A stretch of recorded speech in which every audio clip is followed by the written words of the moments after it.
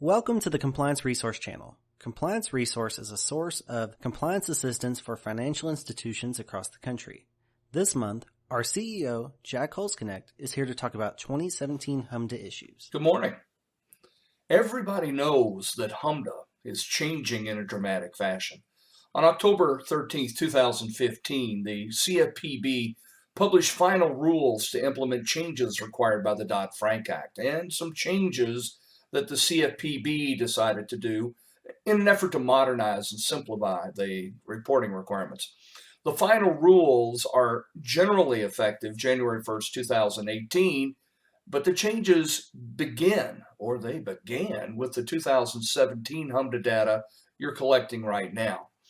The rules that determine which financial institutions are covered or exempt, they're changing slightly for 2017. The rules for determining covered and exempt transactions for 2017 are basically the same as what you had last year in 2016. Also, the information that's included on the LAR is the same this year as it was last year. But there are major changes in the process for submitting 2017 LAR data in March of 2018. We'll elaborate on that more in just a minute. Use of the revised Uniform Residential Loan application is supposed to begin January 1st of 2018. Little question on whether that'll actually happen or not. You also need to consider your staffing needs. We believe you're probably going to have to add a number of people to your HMDA process for next year. Let's talk about some of these issues. When we talk about rules covering which institutions are covered or exempt, you have several items you have to consider, basically 5 items. You have an asset threshold, and the asset threshold for this year is $44 million, which is the same as last year. You still have the same requirement that says you have to have at least one office in an MSA. That hasn't changed. The requirement to originate at least one HMDA purchase or refinance loan is still there. You still have to have a federal connection. The fact that your institution is FDIC insured is sufficient, or you have to originate loans that are going to be government insured, government guaranteed, or intended for sale to Fannie or Freddie. All right, so we still have that rule. Now, what's new in this area for next year is that a HMDA reporter has to originate at least 25 home purchase loans, and that includes refinancing of the home purchase loans that are not excluded from coverage. So there's going to be a few small volume originators who will no longer be covered by HMDA, but the question is, will they still be exempt next year when we get into 2018, because the rules are going to change a little bit more then. I've mentioned there are some big issues related to submitting the data that you're collecting right now when we get to March of next year. One of the changes, you're going to be submitting to the CFPB instead of to the Federal Reserve Board. You're going to be submitting using the new HMDA platform, which is still under development. That's expected to be completed sometime in the next few months. You're going to be submitting your data in a pipe delimited text file, which is a little bit different than what you're doing now. Right now, you're using comma separated values, just another formatting thing, but you've got to take advantage of it. You're no longer going to be able to use the free FFIEC HMDA data entry software. You can probably continue collecting, but you need to do a conversion to get that information into a file that'll be submitted, accepted by the new HMDA platform. You can no longer submit in paper form, even if you're a very small volume submitter. Can't submit on a diskette or a CD-ROM. You can't submit via the web. Different process.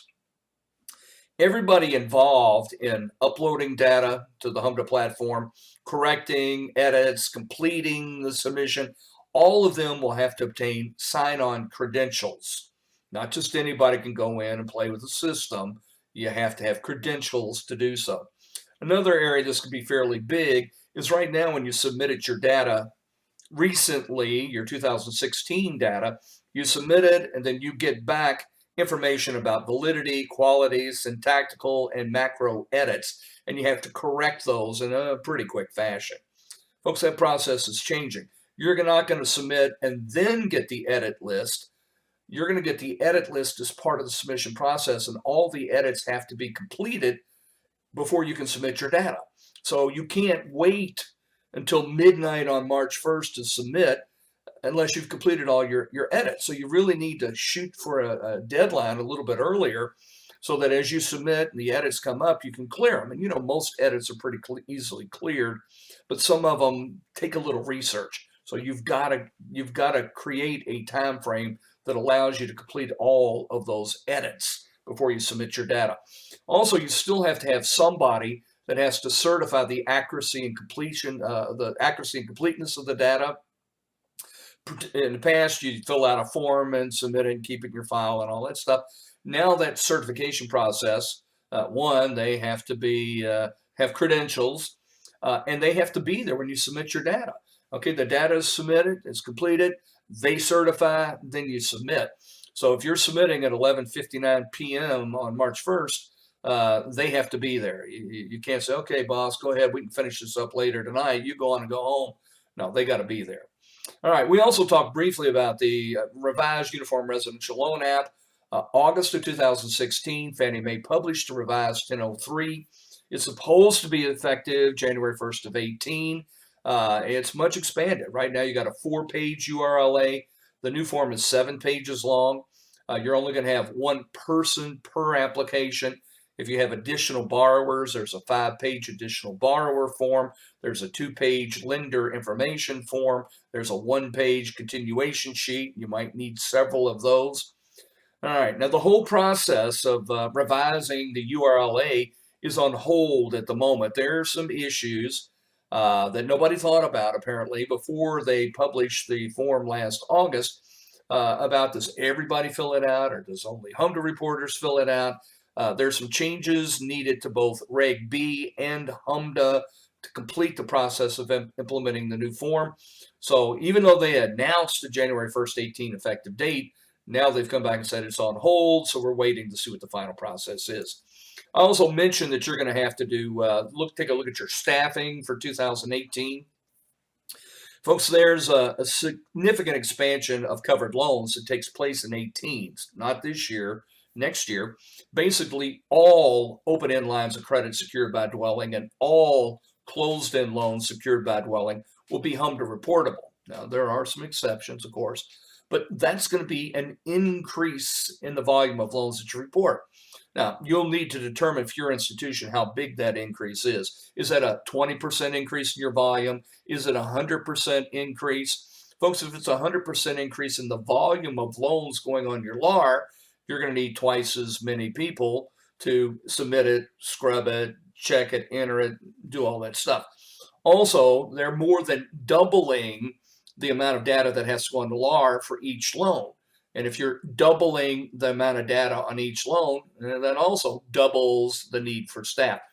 So if you're doubling the number of loans that go on your LAR, and for each of those loans you are doubling the amount of data you have to report, that's quadrupling the workload.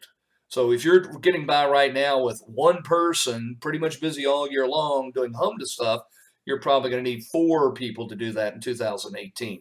So take a look at it. You can't wait till January 1st, 18 to hire that staff. This is something you're going to have in place maybe as early as the second quarter of this year.